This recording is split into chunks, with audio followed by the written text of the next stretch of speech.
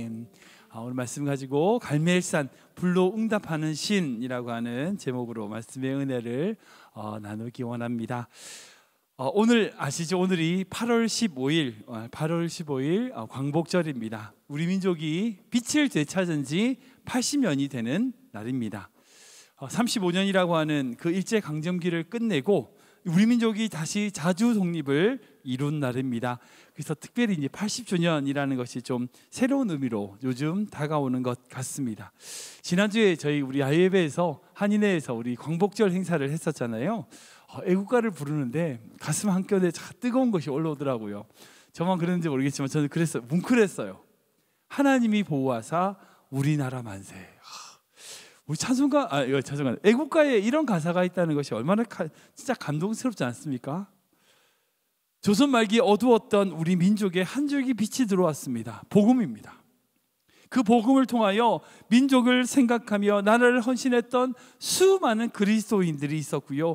그 그리스도인들은요, 자기의 영광, 자기의 이익이 아니라 민족과 우리나라 사람들을 위하여 자기의 삶을 헌신하고 내어놓았습니다.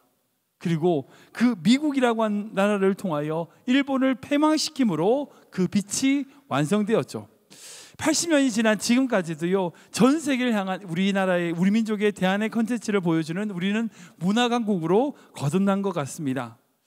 여러분, 이제 일제강점기 식민지를 겪은 나라 중에 그런 불모지에서 산업화와 민주화를 이룬 나라는요, 우리나라가 유일합니다. 전 세계에 딱 이거 하나밖에 없어요. 뿐만 아니라 문화강국이라 하는 선진국이라고 불리는 만큼 우리나라는 많이 발전하고 정말 성장할 것을 볼 수 있습니다. 근데 이 모든 과정이요, 지금 생각해봐도 그래요. 저는만 그런 건지 모르겠지만 정말 하나님의 은혜입니다. 진짜 은혜입니다.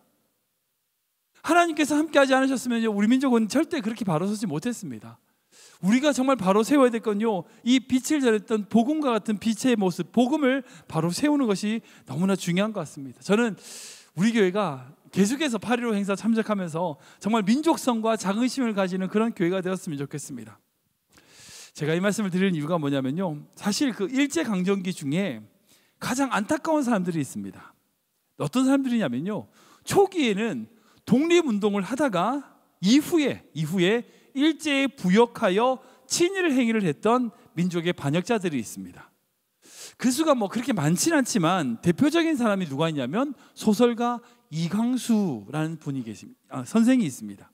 이광수라는 사람이 있습니다. 이 이광수는요, 한국 최초의 근대 장편 소설이었던 무정이라는 작품을 쓰신 분입니다. 그분이 쓰신 이 무정이라는 작품은요, 한국어로 쓰여진 최초의 장편 소설입니다. 신소설로 알려져 있어요. 그러니까 작품적으로는 문학적인 가치를 가진 소설이라고 높다고 할 수 있습니다. 이분의 삶을 보면요, 일제시대 초기 시대에는 28 독립운동을 주도했던 분이셨어요. 1910년부터 1920년까지 독립을 위하여 독립운동을 단체를 조직하고요, 활동했던 분입니다. 이후에 상해로 넘어가가지고 임시정부에서도 중요한 역할을 감당했던 것으로 알려져 있습니다. 그런데 중일전쟁 이후 1937년에 중일전쟁 이후에 일본이 승리한 이후에 이분이 전향을 합니다. 바뀝니다. 일본을 위하여 사는 삶으로 적극적인 친일 행위를 하기 시작하는 거예요. 스스로 창시 개명을 하고요, 전국을 돌아다니면서 우리 민족 청년들에게 일제 학도병이 되라는 것을 강요하는 그런 강연을 벌입니다. 그런 수많은 일제를 위한 수많은 반역 행위들을 이 이광수란 자가 했어요. 그런데 1945년 미국에 의하여 일본이 패망합니다.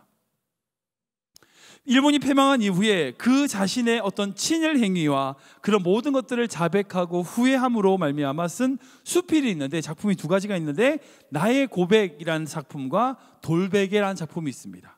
그 내용을 보면 그분이 그렇게 그 사람이 그렇게 친일을 행위를 했던 이유에 대하여 스스로 변명 아닌 변명을 하는데 뭐라고 했냐면 일본이 망할 줄 몰랐다는 거예요. 중일 전쟁 이후에 아시아 전체의 패권이 일본에게 넘어간 이후로 자신은 우리 민족이 살 길은 일본에게 다하는 거다, 최선을 다하는 거다, 그것이 우리가 살 길이라고 생각을 했다는 거예요. 그리고 자신이 그렇게 친일 행위를 한 것에 대한 후회로 말미암아 해방된 이후로 계속 돌베개만 베고 살았다 라고 스스로를 자책하며 고백하는 내용을 볼 수 있습니다. 제가 이제 이분의 변명이 합당하다는 걸 말하고 싶지 않아요. 분명 그가 어떤 이유가 됐든 친일 행위를 하고 그 일을 했던 것에 대한 변명은 되지 않습니다. 그런데 우리가 주목해야 될 게 있어요. 뭐냐면 한 인간으로서 우리에게 그런 선택의 기로가 있을 때에 무엇을 선택하는가, 그 선택의 결과가 어떻게 이어지는가 하는 거예요. 여러분 아시는 것처럼 일제시대 때 우리나라 사람들 제일 괴롭혔던 사람은요, 일본 사람이 아니에요. 조선 사람들이에요. 한국인 출신의 경찰들이 지독하게 했어요. 고문도 지독하게 했고요, 잡는 것도 지독하게, 독립운동가를 잡아서 고문했어요. 그 사람들이 누구냐? 한국 사람들이에요. 물론 그들이 이후에 나름대로 변명을 늘어놓을 수 있어요. 그러나 그 모든 것 또한 그들의 선택이며 그들의 책임이라는 겁니다. 제가 갑자기 왜 말씀을 드리는가? 오늘 본문 말씀 보면 그런 모습이 보여요. 엘리야가 이스라엘 백성들에게 이렇게 선언합니다. 우리 21절 말씀 볼까요? 같이 읽겠습니다. 시작. 엘리야가 모든 백성에게 가까이 나아가 이르되 너희가 어느 때까지 둘 사이에서 머뭇하려느냐? 여호와가 만일 하나님이면 그를 따르고 바알이 만일 하나님이면 그를 따를지니라 하니 백성이 말 한마디도 대답하지 아니하는지라. 아멘. 여러분들 이스라엘 백성들이 왜 한마디도 대답하지 못하죠? 자신들의 삶을 보는 거예요. 자신들이 바알과 아세라의 우상을 숭배하는 것들을 계속 하고 있었거든요. 둘 사이에서 머뭇하고 있었거든요. 지금 이 말씀은요, 갈멜산에서 엘리야가 바알과 아세라 선지자 850명과 대결하는 이야기입니다. 근데 거기 나왔던 바알 선지자 450명, 아세라 선지자 400명이 누구예요? 외국에서 데려왔습니까? 아니에요. 이스라엘 백성들이에요. 이스라엘 백성들이라고요. 지금 바알과 아세라를 숭배하며 아방의 폭거에 말미암아, 그런 폭거에도 아무 말 못하고 그렇게 끌려다니는 백성들, 그 사람 다른 사람이에요? 아니라고요. 이스라엘 백성들이에요. 하나님의 백성이라 말하고 하나님의 사람이라고 말하는 그들이 지금 변절하여 바알 선지자가 되고요, 아세라 선지자가 되고요, 오히려 하나님의 여호와의 선지자를 믿는 자들 잡으려고 안달나 있는 그런 모습으로 살아가고 있다는 거예요.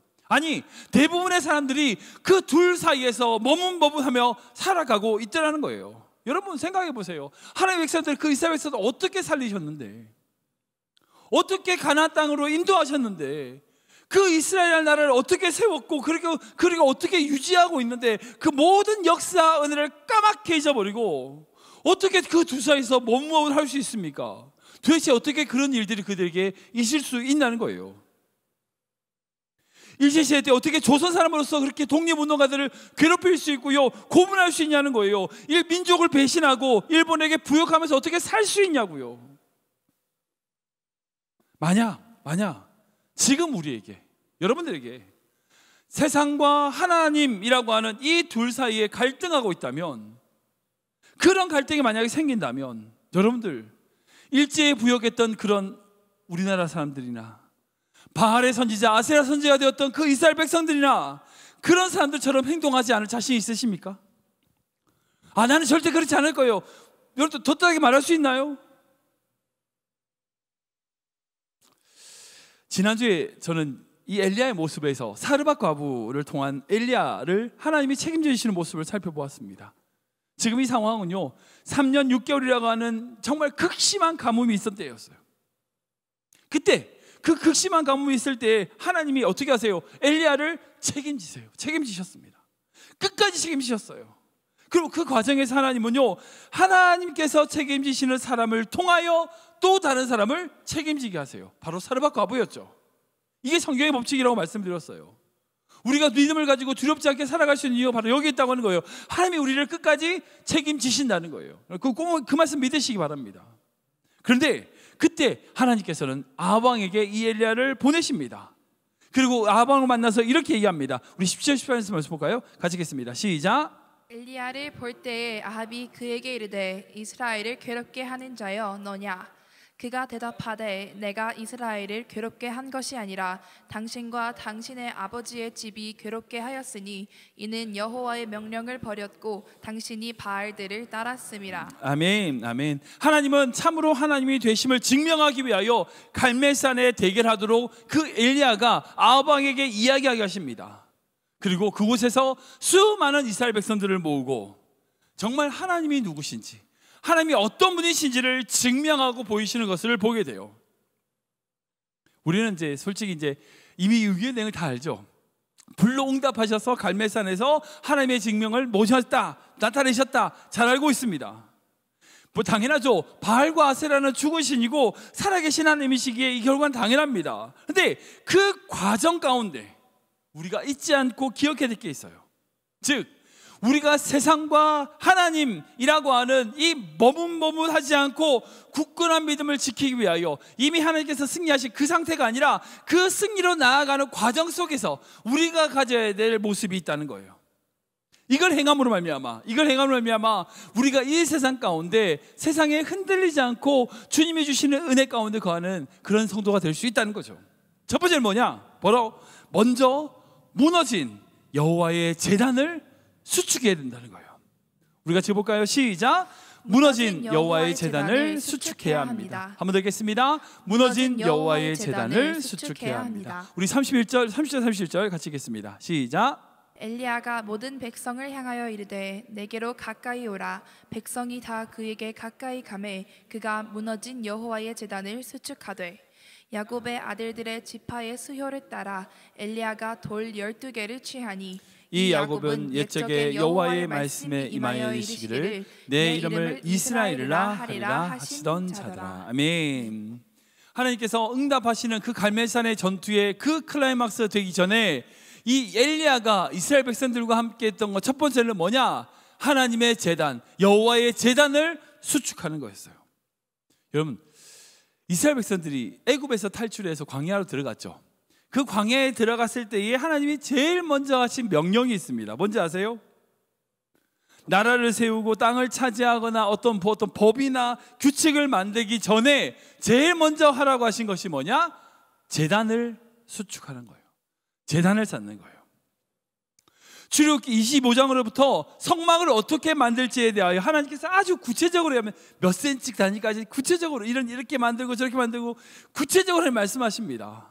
그리고 레위기 말씀을 보면 그 성전에서 어떻게 제사를 드려야 되는지에 대하여 5가지 제사가 뭐 어떤 것인지에 대하여 구체적으로 설명하는 걸 볼 수 있어요. 즉 광야에 도착한 이스라엘 백성들에게 하나님은요 너희가 어떻게 율법을 세울 건가, 나라를 구할 건가, 땅을 차지할 건가 그거 말하지 않았어요. 제일 먼저 요구하는 것은 제단이었어요. 하나님을 제사하는 거예요. 예배 드리는 거였다고요. 여러분 이게 무엇을 의미할까요? 우리 삶에 있어서 가장 먼저 해야 될 게 뭐예요? 예배하는 거예요. 하나님 제단을 쌓는 거예요. 그게 제일 우선되는 거예요. 여러분 생각해 보세요. 광야에서 이스라엘 백성들이 왔는데 생존을 위해서 필요한 게 얼마나 많을까요? 물도 필요하죠. 식량도 필요하죠. 나라를 세우는데 땅도 필요하고요. 어떤 무기도 필요하죠. 필요한 게 정말 많아요.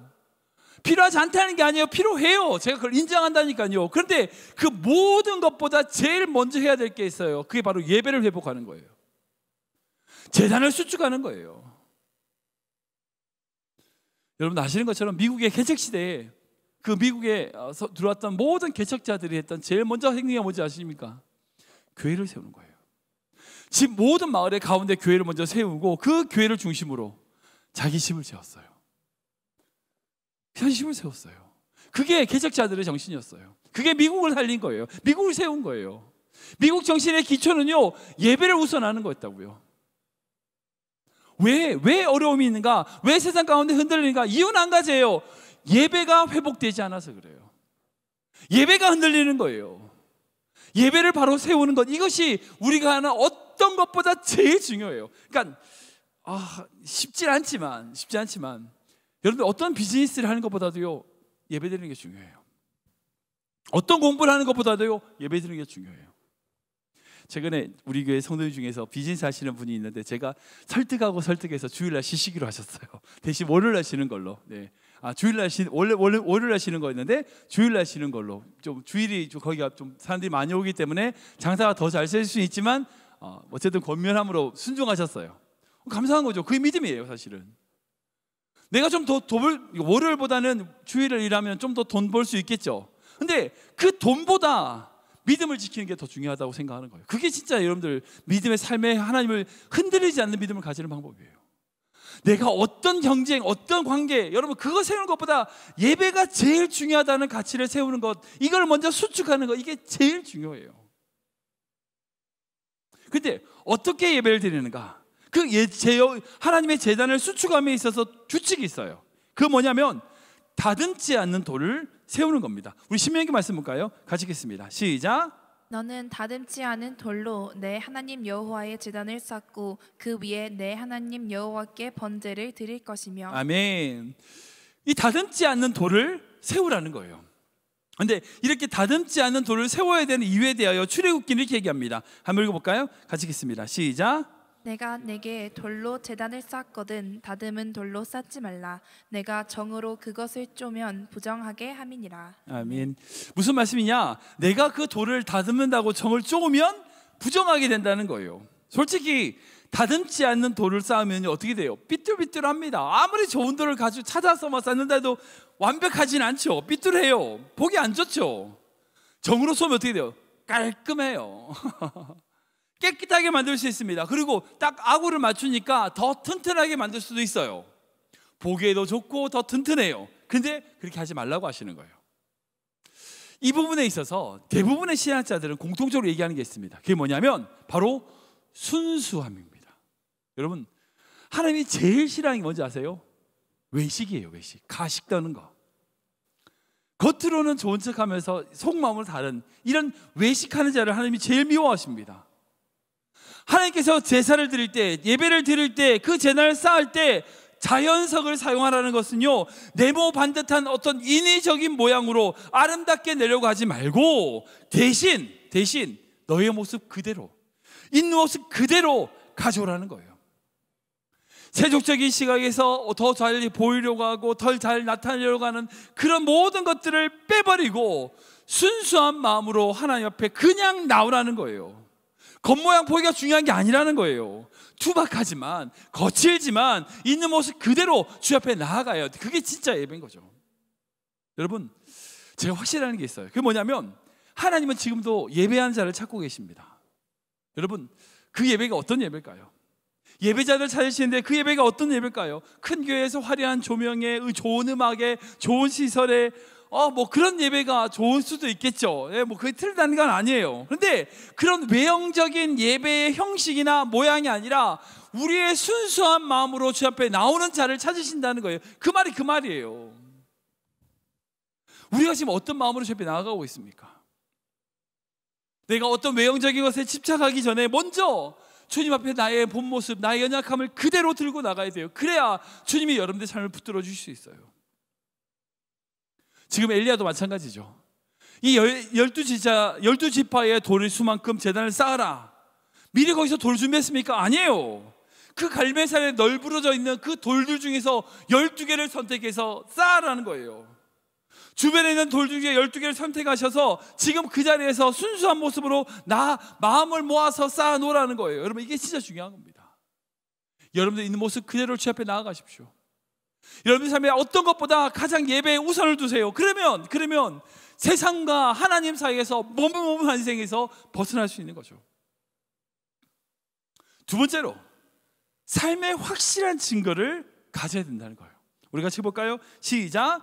삶의 확실한 증거를 가져야 합니다. 한 번 더 하겠습니다. 삶의 확실한 증거를 가져야 합니다. 우리 33절부터 말씀 읽겠습니다. 시작. 또 나무를 버리고 송아지에 각을 떠서 나무 위에 놓고 이르되 통 넷에 물을 채워다가 번제물과 나무 위에 부으라 하고, 또 이르되 다시 그러하라 하여 다시 그러하니, 또 이르되 세 번째로 그리하라 하여 세 번째로 그리하니, 물이 제단으로 두루 흐르고 도랑에도 물이 가득 찼더라. 아멘.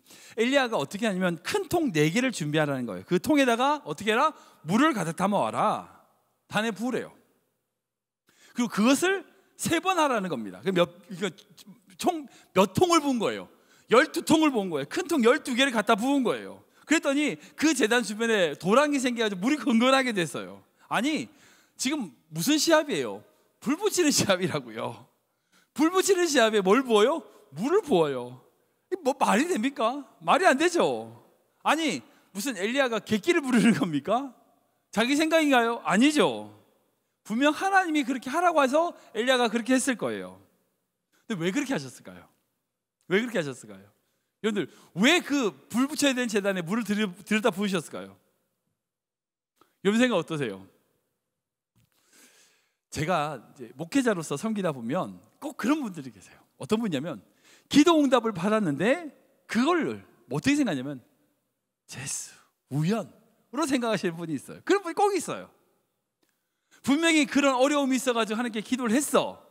그래 응답이 됐어요. 그런데 그것이 마치 우연이 된 것처럼 그냥 이게 그렇게 된 거지, 이게 뭐 기도해서 됐을까, 이렇게 생각하시는 분을 꼭 만나게 돼요. 문제가 생겼을 때는 막 매달리다 보면 응답이 되면 막상 돼요. 매달리는 그때 마음은 다 없어지고 자기가 무슨 실력이 있어서 자기가 좀 노력했기 때문에 된 것처럼, 아니면 우연한 결과로 그런 일이 일어난 것처럼 생각하는 그런 믿음이 약한 분들이 계세요. 그렇게 믿음이 없는 분들 보면 너무 안타까워요. 왜냐하면 하나님이 주시는 응답인데 그 응답을 응답으로 못 보는 거야. 받아들이지 못하는 거죠. 그럼 어떻게 하지 아세요? 하나님이 도저히 인간으로서는 할 수 없는 일입니다라고 고백하게 한 다음에 응답하게 하세요. 지금 딱 그 상황인 거예요. 아니, 그 제단에 물을 12통 부었다는 뭐냐면 절대 뭐예요? 불이 붙을 일이 없어요. 그럴 수 있잖아요. 옆에서 바알과 아세라 선지자가 막 난리 쳐고 난 다음이니까 뜨거운 햇볕이 내리쬐 이유니까 이게 태양열 때문에 그 위원이 붙은 거야 라고 할 수 있잖아요. 그러니까 그 모든 요소를 다 차단하는 거예요. 그렇게 한 다음에 하나님이 불로 응답하셨죠. 솔직히 지금의 많은 성도들을 보면요, 좀 믿음이 약하신 것 같아요. 저도 물론 그렇습니다. 저도 믿음이 약해요. 근데 그 이유가 뭐냐면 생각해보면 그래요. 우리가 너무 많은 걸 가졌어요. 너무 많은 걸 가졌어요. 힘도 있고요, 건강하고요, 돈도 있고요, 나름대로 능력이 있어. 그러니까 어떻게 해요? 하나님을 의지하기보다 내 힘을 의지하죠. 여러분, 예전에 우리나라가 정말 가난했을 때 성도들 얼마나 뜨겁게 기도하고 얼마나 믿음이 가는지 아세요? 날마다 뜨겁게 기도하고요, 기도원 받아서 하는 사람들이 하나님께 부르짖고 그렇게 매달려 기도했습니다. 왜 그랬을까요? 왜 그랬을까요? 그 가난한 시절에 우리나라 민족이 그렇게 기독게 기도할 수밖에 없었던 이유가 뭘까요? 기도 말고 매달릴 게 없는 거예요. 하나님 말고 매달릴 데가 없는 거예요. 그러니까 그 기도가 뜨겁게 되고 그 기도가 응답받는 기도가 된 거죠. 지금 우리의 모습이 된 거예요. 근데 지금 응답을 좀 받고 나름대로 잘 살고 뭐 나름대로 돈도 좀 있고 건강도 하고 문제가 없으니까 어때요? 기도를 잃어버려요. 기도를 잃어버린다고요. 기도의 힘이 약해졌어요. 하나님을 매달리기보다 내 방식, 내 힘, 내 능력을 매달리기 시작해요. 그러다가 어떻게 해요? 하나님이 아니라 어떤 운 좋은 일, 내지는 자기의 실력으로 기도응답을 해석하게 되는 거죠. 하나님께서 분명히 여러분들에게 그렇게 보여주실 거예요. 이건 내가 한 일이야, 이건 내가 너에게 준 일이야 라고 응답한 거야 라고 우리에게 말씀하실 게 있을 거예요. 그러면 우리가 이 세상 속에서 어떻게 살아야 될까요? 이거는 하나님이 내 삶 가운데 주신 확실한 증거입니다 라는 이 증거 하나를 붙들고 살면요, 흔들리지 않을 수 있어요. 이거 달라고 기도하셔야 돼요. 이거 달라고 기도하셔야 돼요. 여러분, 모세에게는요, 불타지만 없어지지 않는 가시덤불이라고 하는 증거가 있었습니다. 여호수아에게는요, 여리고라고 하는 그 강한 성이 증거가 있었어요. 인간의 힘으로 절대 무너뜨릴 수 없는 그 여리고를 하나님의 나팔 소리로 무너지게 하신 그 증거가 있었다고요. 다윗에게는요, 골리앗이라는 증거가 있었습니다. 베드로에게는요 153마리라고 하는 그 물고기가 증거가 있었어요. 사도 바울에게는요 정오의 밝은 빛, 정말 강력한 햇빛, 자기의 눈이 멀 만큼 그 강력한 빛이라고 하는 증거가 있었어요. 여러분, 우리에겐 그런 증거가 있습니까? 여러분들 삶에 그런 증거가 있나요? 그 증거가 있어야 돼요. 여러분 그걸 달라고 기도하셔야 돼요. 하나님께 매달리셔야 돼요. 하나님, 저 증거 필요합니다. 하나님, 저 하나님의 살아계심을 보일 수 있는 그런 확증된 증거를 보여주십시오. 이 증거가 바로 히브리어 헬라어로 스티그마예요. 그 스티그마를 나한테 주십시오. 그렇게 기도하셔야 돼요. 여러분 그 증거가 있는 자는요 결코 흔들리지 않아요. 말씀 정리하겠습니다. 지금 엘리야는요 혼자 남았다고 생각해요. 그래서 엘리야는 이렇게 얘기합니다. 우리 22절에서 볼까요? 같이 읽겠습니다. 시작. 엘리야가 백성에게 이르되 여호와의 선지자는 나만 홀로 남았으나 바알의 선지자는 450명이로다. 이 말은 뭐냐면 솔직히 인간적인 싸움을 하면 이긴다 진다예요. 진다는 거예요. 아, 저기 450명이나 있고 나밖에 없다는 거예요. 그러나 하나님이 계시면 이긴다 진다? 이긴다. 이걸 이제 재미삼아 도식으로 만들면 이렇게 될 수 있어요. 바알 선지자가 450명, 450 곱하기 바알 더하기 400명 곱하기 아세라. 이 갈로 1, 이게 엘리야죠. 엘리야와 하나님. 이 여기에 갈 부호가 뭘까요? 어느 게 더 크죠? 1번, 2번. 1번은 바알과 아세라 쪽이 더 크다. 2번은 같다. 3번은 1 곱하기 하나님이 더 크다. 정답이 뭐죠? 3번. 네, 맞추셨습니다. 3번입니다. 우리 초등학교 때, 중학교 때 이런 뭐 공부했었죠. 네. 근데 제가 생각해 보니까 이렇게 해도 3번 같은 거예요. 다음 페이지. 450 곱하기 바알 더하기 400 곱하기 아세라를 엘리야 혼자만 해도 사실 3번 같은 거예요. 왜냐하면 400에다가 빵을 곱하면 뭐예요? 빵. 450에다가 빵을 곱하면 빵. 그러면 빵 더하기 빵은 1보다 작죠. 이게 뭐냐면 바알과 아세라를 믿고 의지하는 숫자가 아무리 많아도 하나님의 백성 한 사람만 있어도 사실은 괜찮아요. 근데 그 다음 페이지, 하나님이 계신다고요. 하나님이 계신다고요. 그거 어디 무조건 3번이죠. 무조건 커요. 무조건 이기게 돼 있는 거예요. 하나님 없이 엘리야만으로도 더 크지만 하나님이 계신데, 하나님 뭐예요? 하나님 무한대예요. 무한대.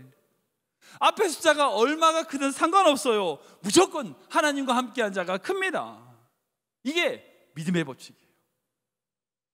내가 3을 곱하나 5를 곱하나 상관없어요. 왠지 아세요? 5 곱하기 무한대는 뭐예요? 무한대예요. 100만 곱하기 무한대는 무한대예요. 그러니까 내가 얼마의 능력이 있냐가 중요한 게 아니라 내 옆에 하나님이 계시지 않느냐가 중요한 거예요. 내가 하나님 손에 매달리느냐, 매달리지 않느냐가 중요한 거라고요. 이걸 이 사실을 잘 기억해야 돼요. 둘 사이에서 뭐뭐 하는 것은요 가장 어리석은 모습이에요. 우리는 하나님께 확실히 붙어야 돼요. 하나님께 나아가야 됩니다.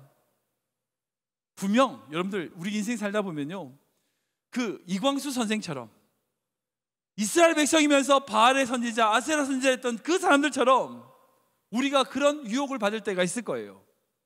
그 길이 훨씬 더 좋아 보이고요, 그 길이 훨씬 더 잘 되는 길처럼 보이고요, 그 길이 훨씬 더 돈 많이 버는 길처럼 보일 수 있어요. 보일 수 있어요. 그 사람들이 왜 그랬어요? 그게 보여면 그게 될 것 같으니까 그런 거예요. 지극히 인간적인 생각으로. 그러나 하나님 안에 있을 때 두 가지입니다.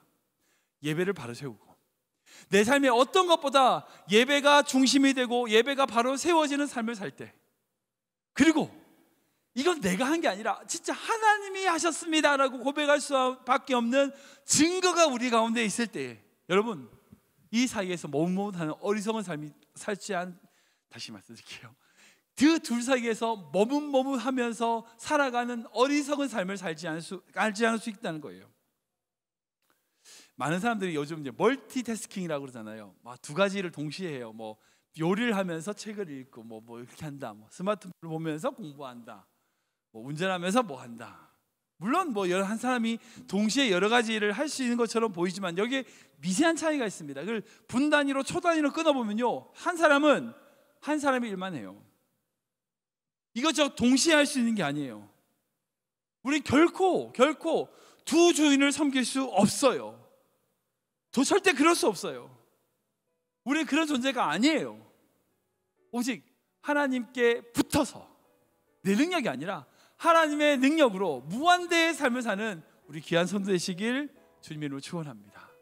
우리가 이 사실을 꼭 기억하고 하루하루 주님과 동행하는 귀한 성도 되시길 바랍니다.